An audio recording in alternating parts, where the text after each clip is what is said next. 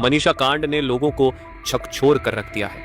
सवाल यह है कि कब तक हमारी बेटियां असुरक्षित रहेंगी, कब तक माँ बाप अपनी बेटियों को घर से बाहर भेजने में डरेंगे।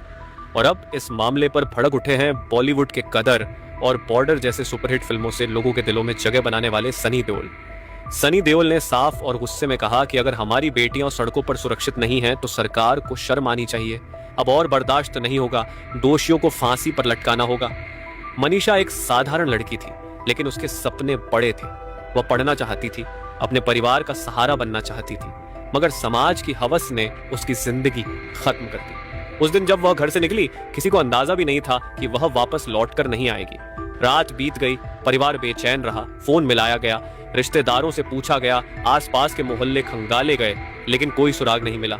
अगले दिन परिवार पुलिस थाने पहुंचा, लेकिन पुलिस ने शिकायत को हल्के में लिया और कहा कि लड़की कहीं चली गई होगी, खुद लौट आएगी। यही सबसे बड़ी गलती थी।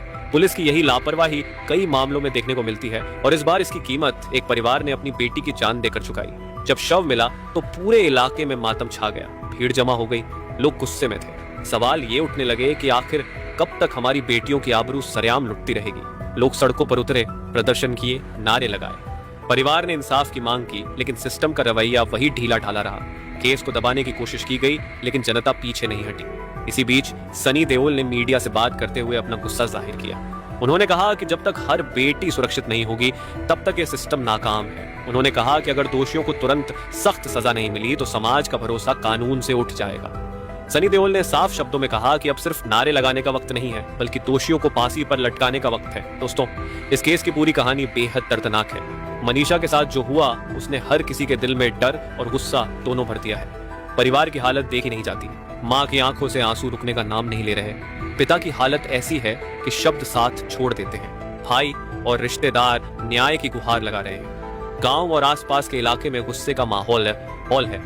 लोग कह रहे हैं कि अगर पुलिस समय पर हरकत में आती तो मनीषा की जान बच सकती थी। लेकिन यहाँ भी वही हुआ जो अक्सर होता है। पहले केस हल्के में लिया गया, फिर जब बड़ी हो गई तो पुलिस हरकत में आई।